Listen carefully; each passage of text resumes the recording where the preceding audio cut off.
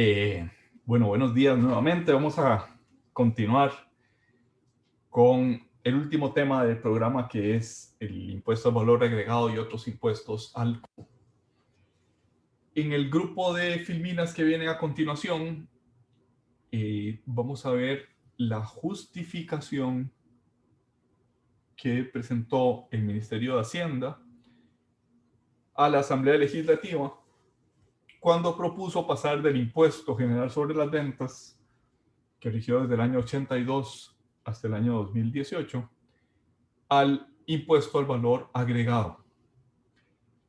Por tanto, verán alguna parte de esas filminas que está un poquito desactualizada. Del 2018 al 2021 han pasado ya 3 años. Y verán también pues que una cosa es la propuesta y otra cosa es la realidad.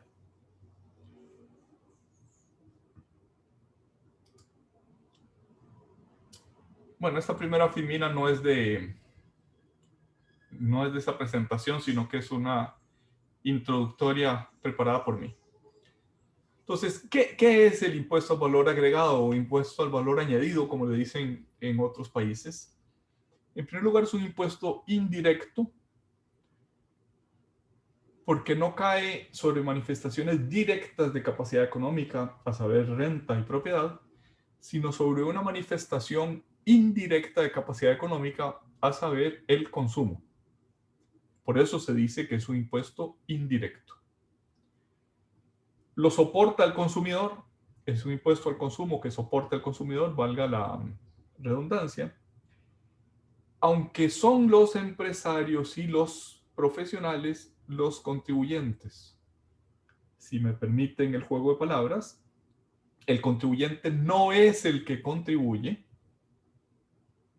el contribuyente no es el que paga finalmente el impuesto, sino el interlocutor frente al erario público, el deudor frente al fisco, a saber, la empresa o los profesionales que tienen un poder de repercusión, pueden repercutir el impuesto en sus ventas, pero son el único deudor frente al fisco. Si yo voy a un restaurante y consumo eh, alimentos grabados con impuesto por valor agregado, aunque yo lo pague, no soy contribuyente porque frente al fisco, el único que puede ser requerido del pago es el restaurantero. Lo soporta el consumidor, está diseñado para que recaiga sobre el consumo, pero el contribuyente, a pesar de lo que diría el lenguaje usual, o de lo que diría la Real Academia, no es el que contribuye, sino el que cobra el impuesto y lo entrega al fisco. Otra característica del impuesto es que es instantáneo. No tiene periodo fiscal el tributo. El hecho generador no tiene periodo. Se produce cada vez que hay una transacción de consumo. Cada vez que yo compro en un restaurante, cada vez que yo compro en una tienda, cada vez que me prestan un servicio grabado con el impuesto al valor agregado, en cada instante, es instantáneo, sucede el hecho generador. No obstante, a pesar de que se produce en cada instante, en cada compraventa o en cada prestación de servicios, el contribuyente, esto es el deudor frente al erario público, acumula todos los hechos generadores de un lapso de tiempo. En Costa Rica ese lapso de tiempo es el mes anterior a la declaración. Acumula todos esos hechos generadores y los presenta en una declaración periódica. El impuesto es instantáneo, su declaración es periódica. En el lenguaje usual es frecuente, y tal vez no necesariamente usual, sino cargado de ideología en el lenguaje político, en el lenguaje de las discusiones sobre política fiscal, es frecuente escuchar que se trata de un impuesto regresivo, un impuesto que pesa más fuertemente sobre quienes menos tienen. Desde el punto de vista estrictamente jurídico, no estoy hablando desde el punto de vista sociológico ni desde el punto de vista de economía política, sino desde el punto de vista estrictamente jurídico, el impuesto no es regresivo, es proporcional. ¿Qué quiero esto decir? Que las variaciones en la base imponible no producen aumentos, sino proporcionales en la cuota tributaria. Para que fuera regresivo, desde el punto de vista jurídico, sería necesario que a un aumento en la base imponible corresponda una disminución en la cuota tributaria. Cuando ese aumento en la base imponible produce un aumento en la cuota, pero no progresivo, sino proporcional, entonces decimos el impuesto es proporcional. Estrictamente hablando, a no ser que yo esté muy equivocado, no existen los impuestos regresivos. Porque la vulneración del principio de capacidad económica sería tan evidente, tan grosera, que sería no solo políticamente inviable, sino directamente inconstitucional. Siendo esto cierto desde el punto de vista jurídico, desde el punto de vista sociológico, desde el punto de vista de economía política, a pesar de que no los acompaña la definición jurídica de regresividad, suele decirse que es un impuesto que pesa más fuertemente sobre los sectores de menores ingresos, porque si yo gano 500,000 y dedico sumo 450 versus otra persona que gana 1,000,000 y dedica al consumo 600, está grabada una parte mayor del total de los ingresos, 450,000 sobre 500, en el primer caso, que la de que aquellos que tienen más ingresos y su consumo no aumenta en la misma proporción. Es decir, aquellos que consumen 600,000 de 1,000,000 de colones. 450 de 500 es un peso más fuerte, menos llevadero, se soporta un mayor esfuerzo del que solo gana 500,000 respecto de 600 para el que gana 1,000,000. En el primer caso es el 90% de sus ingresos, en el segundo caso es el 60% de sus ingresos. Por tanto, se dice, para aquellos que tienen menos ingresos, el impuesto es regresivo. Repito que no desde el punto de vista jurídico, sino desde el punto de vista sociológico o económico. Es regresivo porque es mucho mayor la parte de los ingresos que se dedica al consumo. Esa discusión es una discusión presente, es una discusión de aspiración de justicia en la distribución de las cargas públicas, y es una discusión a la cual se intenta dar una respuesta discutible o no, pero una respuesta al fin en el proyecto de ley, que actualmente ya es ley, la ley 9635, pero en el proyecto de ley al que se refieren las filminas que vienen inmediatamente a continuación, no, después de la inmediata posterior a esta. La otra característica que quisiera resaltar es que es un impuesto con pretensión de neutralidad. ¿Qué quiere esto decir? Que se pretende que el impuesto sea neutro respecto de la longitud del ciclo de fabricación y comercialización. Las economías modernas se caracterizan porque los ciclos de fabricación y comercialización cada vez son más largos, más extensos. Antiguamente,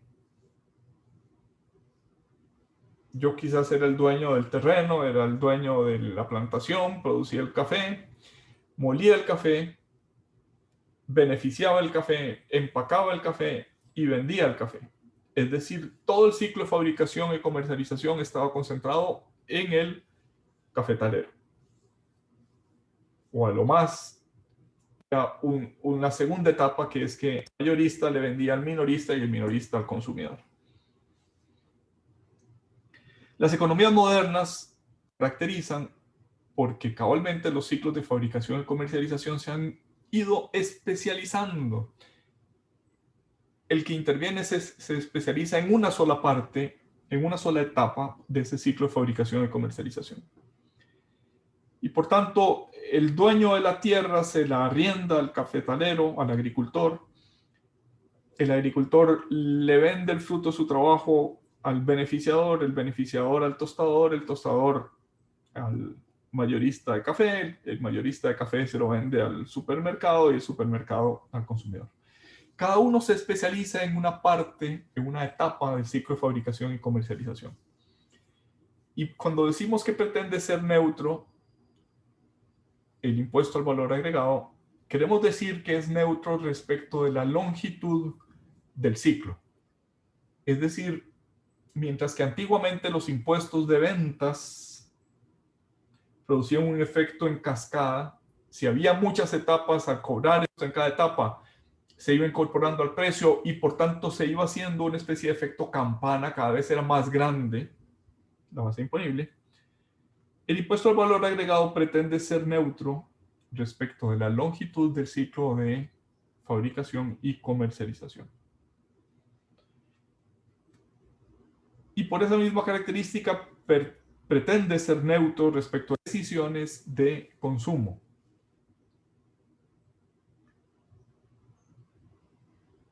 Es decir, el consumidor puede pretender el producto A o el producto B, pero no basado en su carga tributaria, que pretende neutralidad respecto a esa decisión. Pretende que el impuesto sea el mismo en dos bienes que sean comparables.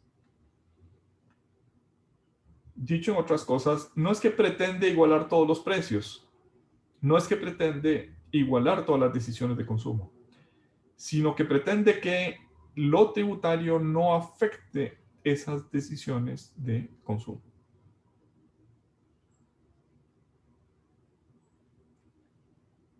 Si yo voy a comprar azúcar, el impuesto es el mismo si el azúcar es importado de Brasil, por lo menos en la teoría, en la práctica tal vez no es así, pero en la teoría es el mismo impuesto el que se compra para lo que se compra en el que para lo que se compra y fabrica dentro de nuestras fronteras.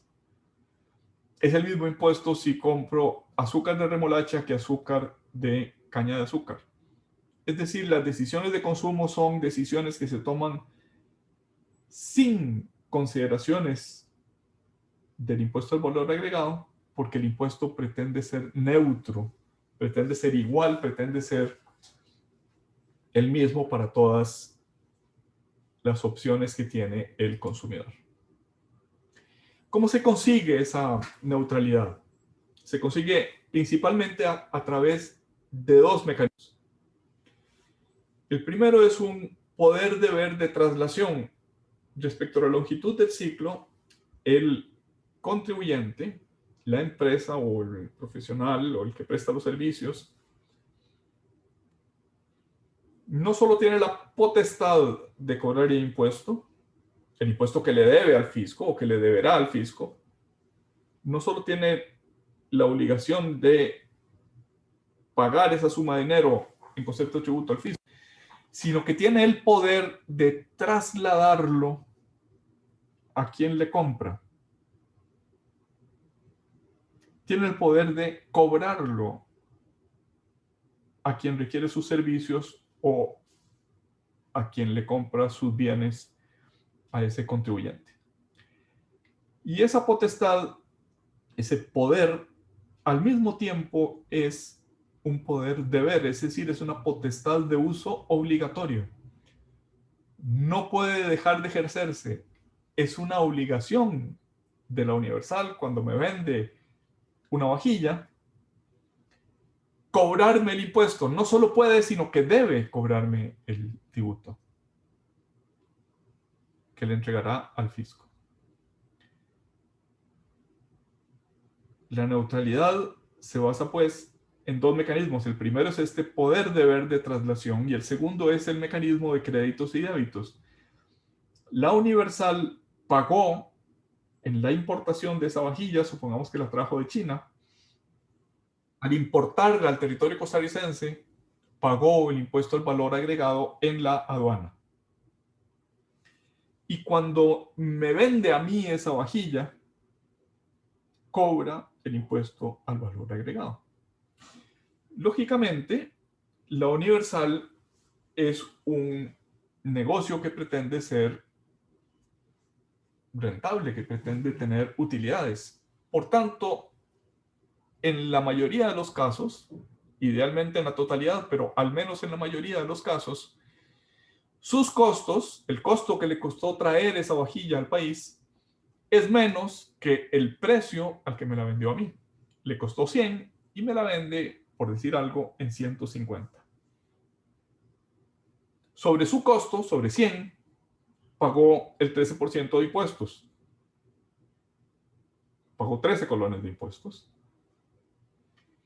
Y sobre el precio, por el poder de traslación, cobró el 13%. Sobre 150, el 13%.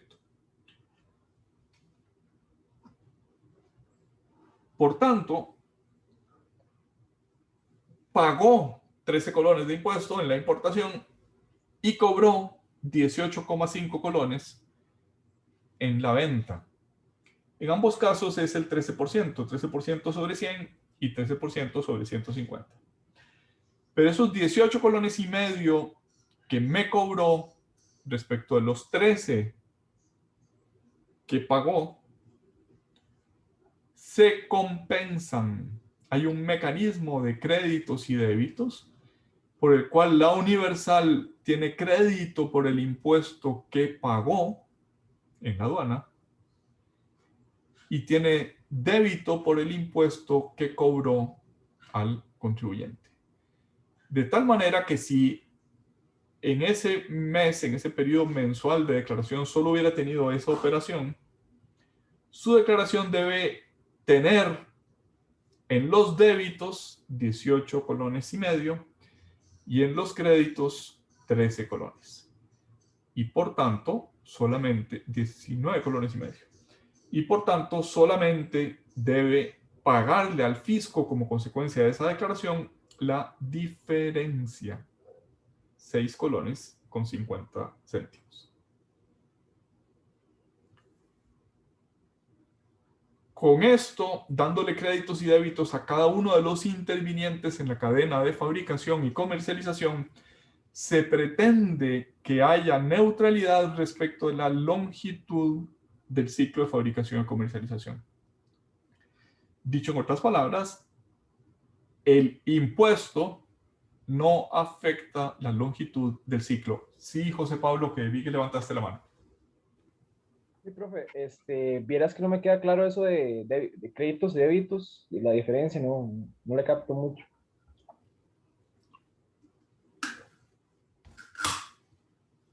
Ok, hagamos un poquito más largo el ciclo. Supongamos que el importador de vajillas pagó el impuesto en importación. Eso que pagó se convierte en crédito. Es un crédito a su favor. Que lo compensa, solo puede compensarlo contra el débito, es decir, contra el impuesto que cobra en su venta. El importador se lo vende a la Universal. La Universal se lo vende a José María. Lo que la Universal le pagó al importador, 18.50, es decir, 150 de precio y 18.50 de impuesto, para la Universal eso es crédito. Para el importador es crédito lo que cobró, perdón, lo que pagó, y solo puede compensarlo con el impuesto que le cobró a la Universal. Es decir, el importador simultáneamente tiene un crédito por sus insumos o por sus compras y un débito por sus ventas. Y es deudor del erario público únicamente por la diferencia de créditos y débitos. El segundo en la cadena de fabricación y comercialización, a saber, la Universal, le pagó al importador 18.50, le pagó 150 de precio y 18.50 de 19.50, habíamos dicho, perdón, de impuestos. Y me vendió a mí, a José María, me vendió la vajilla en 200. Por tanto, me vendió en 200 y me cobró 26 colones de impuesto, es decir, el 13% sobre 200. La Universal también hace el mismo ejercicio de créditos y débitos. Tiene un crédito de 19.50 por sus compras al importador de vajillas, débitos por 26 colones en el precio de la venta de esa vajilla a José María. Entonces, cada uno de los que está en el fabricación y comercialización tiene créditos y débitos. Crédito por el impuesto que le pagó al que le antecede en la cadena de fabricación y comercialización y débito por el impuesto que cobró al que le sigue en la cadena de fabricación y comercialización. Y cuando decimos créditos y débitos, lo que queremos decir es que solamente adeuda al erario público la diferencia entre el impuesto que cobró menos el impuesto que pagó. ¿Mejoró mi explicación, José Pablo, o sigue igual de confusa? No, no, yo creo que sí, digamos, es decir, cuando yo compro un insumo y se lo vendo a otra persona para que lo venda, y digamos, en todo ese proceso yo lo que pago al final es la diferencia, no como tal el impuesto, el 13% sobre algo. Sí, sí. En realidad, o sea, si lo vemos así, en realidad el que paga el 13% es el consumidor final. El último en la cadena de fabricación y comercialización es el que paga el 13 sobre todo. Ajá. Okay. Ah, ok, ok. Sí, le capto, gracias. Con gusto. Por eso se llama sobre el valor añadido, porque en cada etapa del ciclo de fabricación y comercialización, cada uno de los que interviene le añade valor.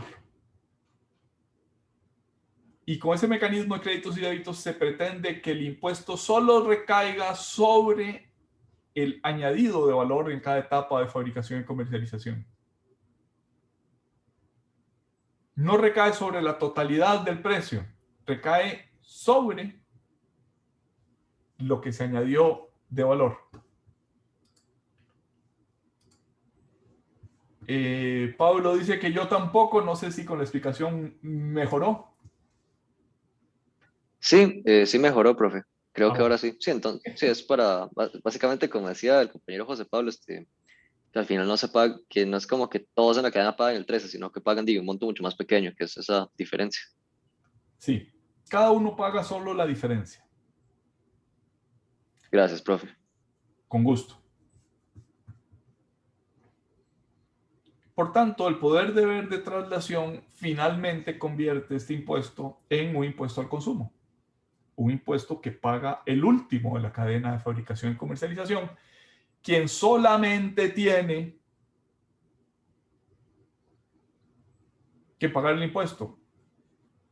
Incluso sale del círculo de obligados frente al erario público.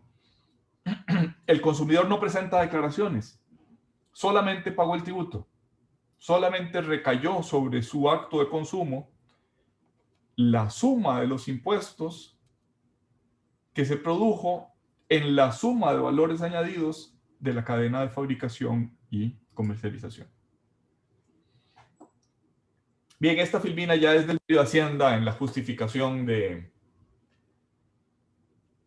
proyecto de ley que finalmente se convirtió en la Ley de Fortalecimiento de las Finanzas Públicas 9635 del 4 de diciembre del 2018.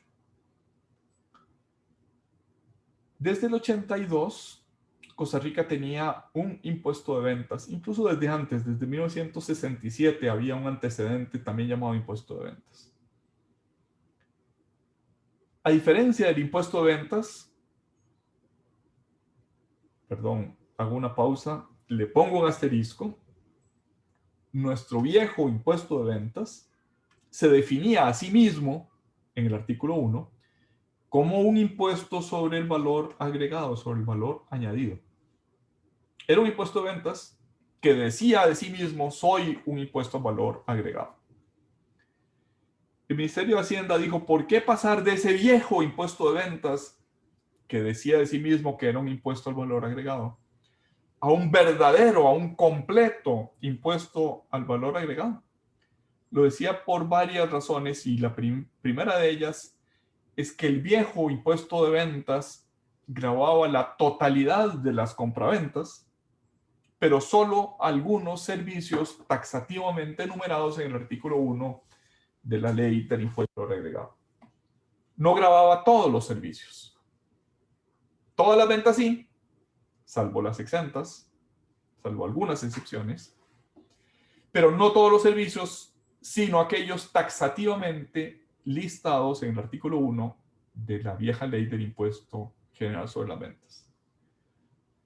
Decía pues el ministerio, vamos a migrar de un sistema que grava todas las mercaderías y solo algunos servicios a un nuevo sistema que generalizadamente grabará todas las entregas de bienes y todas las prestaciones de servicios. Es una generalización de un impuesto que ya existía. Continúa explicando el Ministerio de Hacienda a los diputados, el impuesto se aplica por etapas de producción o agregación de valor para mejorar el control, lo que decíamos en la filmina anterior, con el añadido de que el fisco pretendía mejorar el control cuando todos están en esa cadena de fabricación y comercialización. El último de la cadena paga el impuesto por su parte de valor y aplica crédito fiscal por los impuestos pagados en los insumos. Bueno, esta frase se refiere al penúltimo, dijéramos, o sea, al último de la cadena de fabricación y comercialización anterior al consumidor. Todos van teniendo créditos y débitos, el último tiene crédito por todos los impuestos que se han ido pagando con anterioridad. Y el otro elemento diferenciador del impuesto de ventas, bueno, uno de los elementos diferenciadores del impuesto de ventas respecto al nuevo IVA que se proponía, es que en el caso de los bienes exentos no procede crédito. De manera general, hay excepciones, veremos algunas de esas excepciones, y es de los puntos más controvertidos de la ley. La venta de bienes sin el cobro del impuesto implica que el impuesto al valor agregado de las etapas anteriores no se convierta en crédito, sino que se incorpora al costo.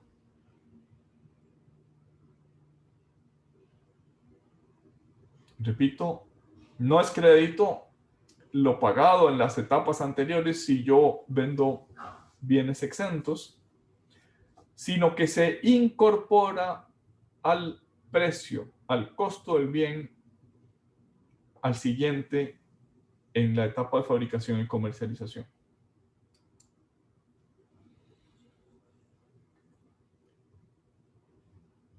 El Ministerio de Hacienda hizo énfasis en que se trataba de un IVA personalizado, es decir, es un IVA generalizado, pero que pretendía devolverse el impuesto a la población de menores ingresos.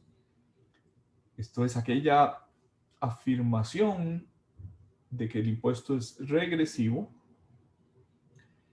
pretendía compensarse por el lado del gasto.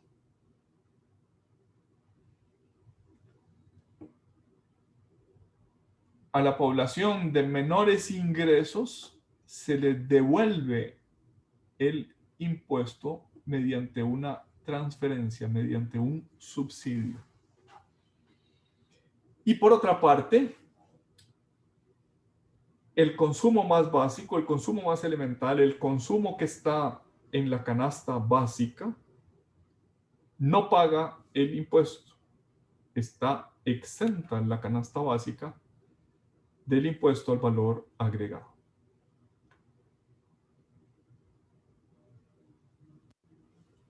Entonces, lo que dio a llamarse IVA personalizado es una matización del cobro generalizado del impuesto. Se pretende migrar de algunos servicios a la totalidad de los servicios y a la totalidad de las mercancías. Pero de esa totalidad, de esa globalidad, hay una parte que está en la canasta básica que está exenta.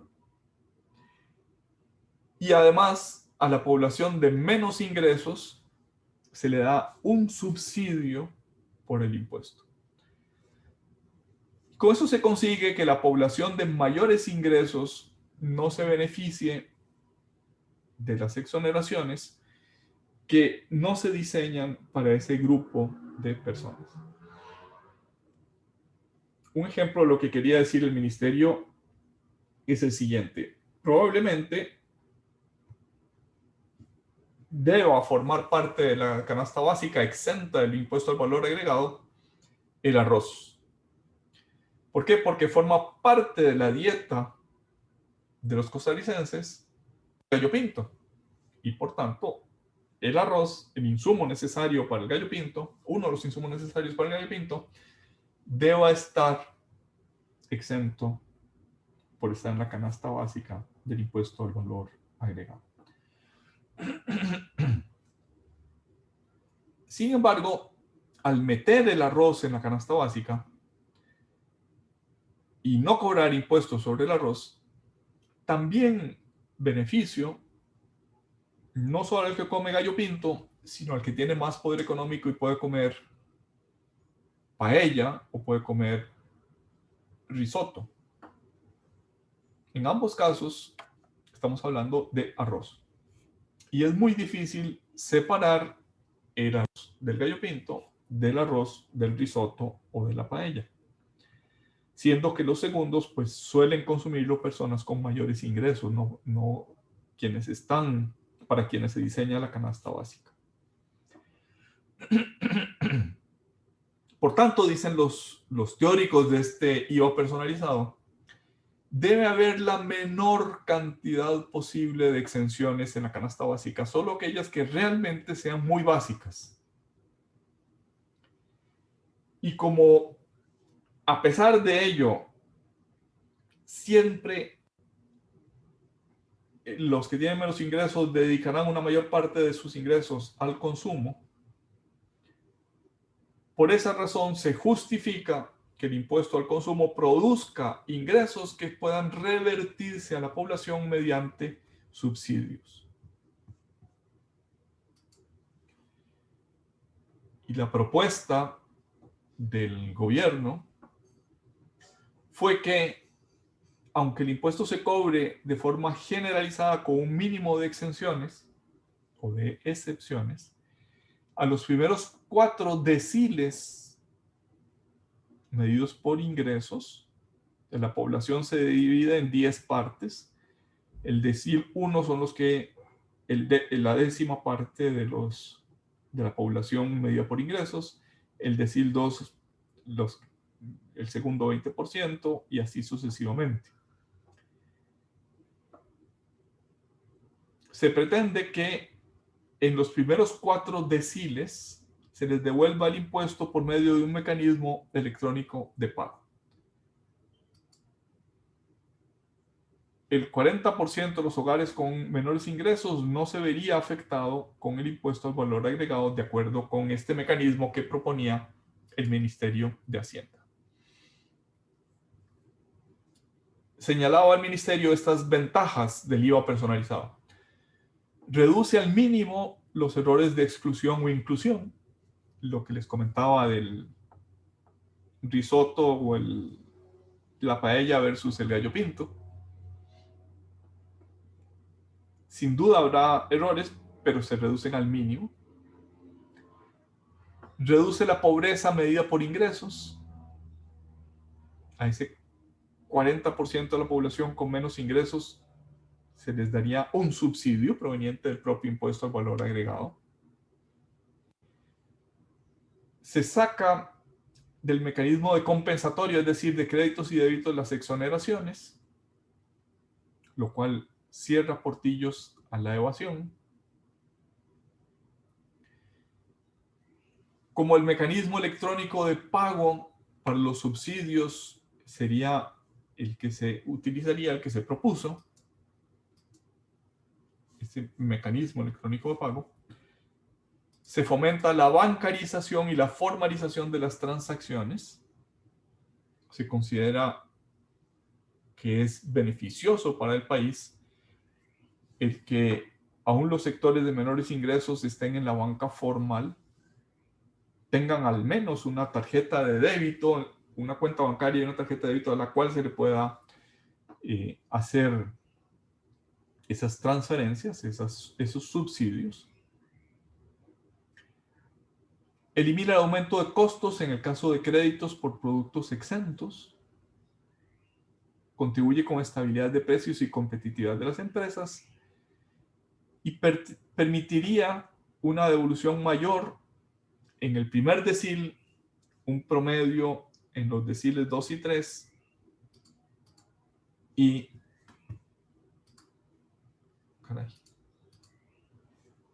un menor porcentaje en el decil cuarto. Es decir, en este decil primero podría ser incluso mayor que el promedio de lo que consumen. Promedio de lo que consumen deciles 2 y 3, y menos, un poco menos del impuesto en promedio de lo que consumen en el decil 4. Dicho en otras palabras, con este mecanismo se reduce la pobreza extrema, se permite la actividad de justicia distributiva del Estado, la redistribución de la riqueza, y se consigue atacar o reducir la pobreza extrema en el país. Ese mecanismo de devolución, dijo el Estado, quiero 24 meses de plazo para su puesta en funcionamiento. El impuesto al valor agregado empezó a regir el 1 de julio del 2019. Esos 24 meses se cumplieron el 1 de julio de este mes. Yo diría que aunque partes de ese mecanismo ya existen, mayoritariamente la pandemia ha puesto en pausa ese mecanismo de devolución. La devolución será de manera electrónica, no habrá dinero físico, será mediante transferencias a las cuentas corrientes de quienes estén en el Sistema Nacional de Información y Registro Único de Beneficiarios, SINIRUBE. Ese registro ya existía, ya no se creó con esta ley, sino que existía previamente. Ahí están los beneficiarios del sistema Avancemos, los que reciben, las familias que reciben dinero para que no abandonen los hijos la escolaridad, etc. Es decir, ese sistema ya existe, es fortalecer un sistema que ya se utilizaba para propósitos de subsidio, de tal manera que el mecanismo de devolución del IVA también aprovechara algo que ya existía. Dicho sea de paso, según estándares internacionales, ese SINIRUBE es bastante bueno. Obviamente no es perfecto, pero es reconocido como bastante exacto y bastante poco susceptible de clientelismo político, que es lo que suele criticarse a estos sistemas de subsidio. Y los promedios, para saber en qué decil están, decil 1, 2, 3, hasta el 10, para saber en qué lugar de los deciles de ingresos estoy y cuánto es el impuesto que me van a devolver, es un promedio sobre el consumo que determine el INEC. Es decir, una familia del primer decil consume, por decir algo, 200,000 colones. Por tanto, a esa familia se le entrega como subsidio el 13% de 200,000 colones, hasta el 26.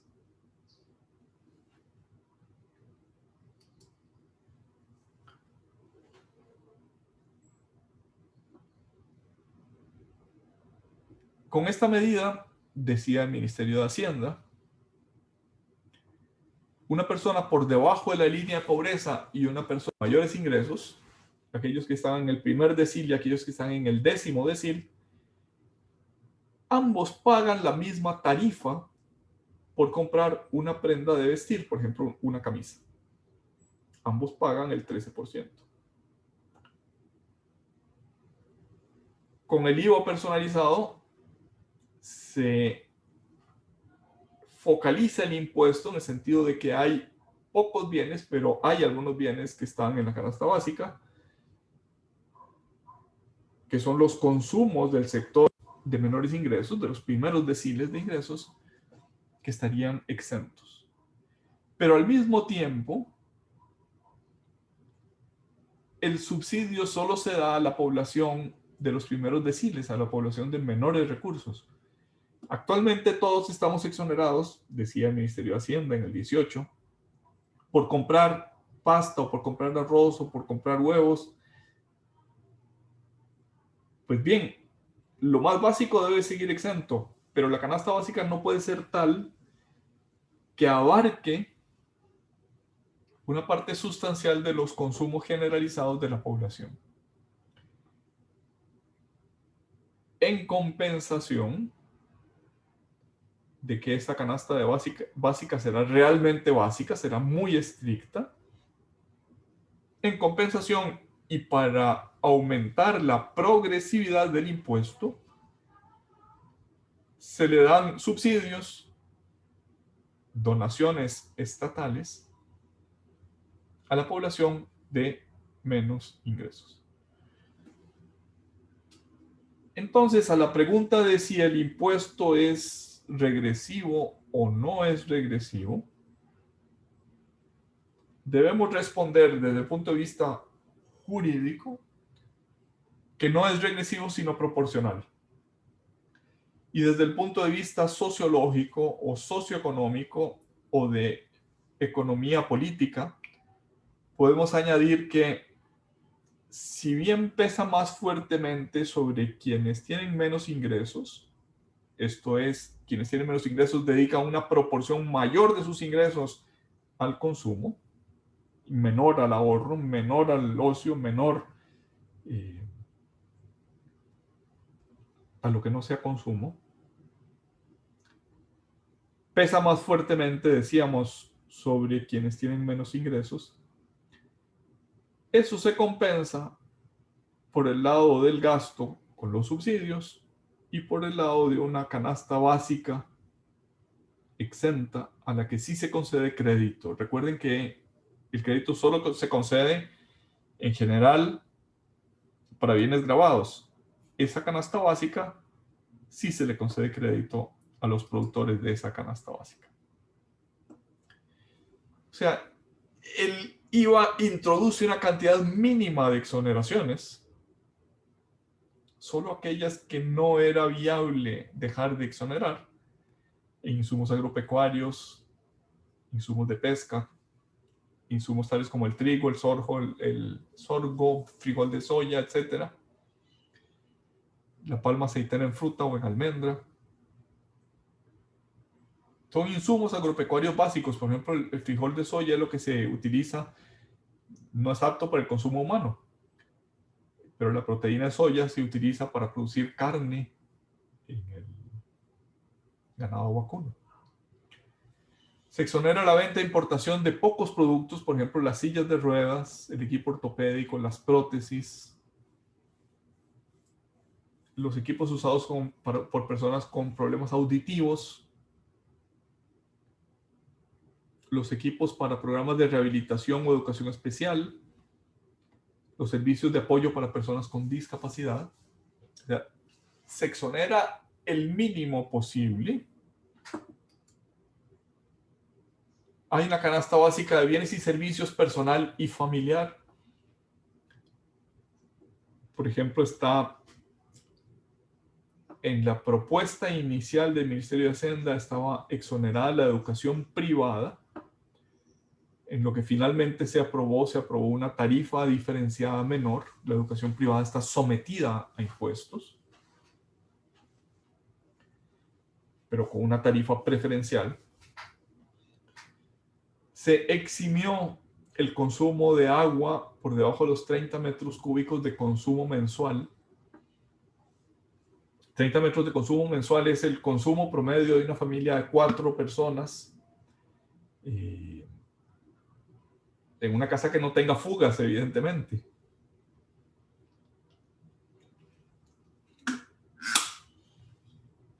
Según el AIA, el promedio es 27 metros cúbicos y los diputados subieron un pelito más a 30 metros, reconociendo que muchas familias no tienen solo 4 miembros.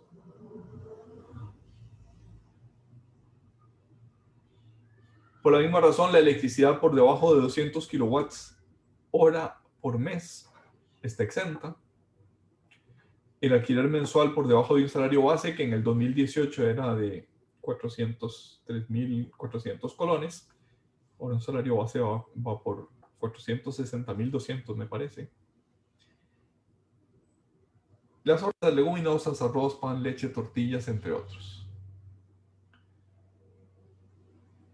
Respecto a los servicios de salud, los servicios de educación y los servicios de salud eran los más controvertidos en la aprobación de esta norma. Los servicios de salud se propuso que se grabarían con la tarifa, es decir, la del 13%, pero que se devolverá todo el impuesto en el caso de los servicios pagados con tarjeta de crédito. Y no forman parte de la devolución los servicios de hospitalización y cirugía. Lo que finalmente se aprobó es que no se graban con tarifa plena, sino con una tarifa reducida, pero siempre se devuelve todo el impuesto en el caso de los servicios pagados con tarjeta. Y se devuelve automáticamente, es decir, hay en el caso de la tarjeta de crédito, hay un crédito y un débito en la tarjeta simultáneamente. Cuando yo pago, pues no sé, si voy a donde el dentista y le pago por el servicio, me cobra el impuesto, pero al mismo tiempo no me lo cobra. Es decir, en mi tarjeta de crédito aparece tanto un crédito como débito. En mi estado de cuenta de la tarjeta de crédito, de manera automática y simultánea, aparece tanto un crédito como un débito. ¿Y eso para qué sirve? Para mecanismos de control. Sirve para poder fiscalizar a todos los contribuyentes de los servicios de salud. Bien, hasta aquí la presentación del Ministerio de Hacienda. A partir de esta filmina, luego de la pausa que vamos a tomarnos por otros 10 minutos, regresaremos al análisis de la ley tal como quedó aprobada.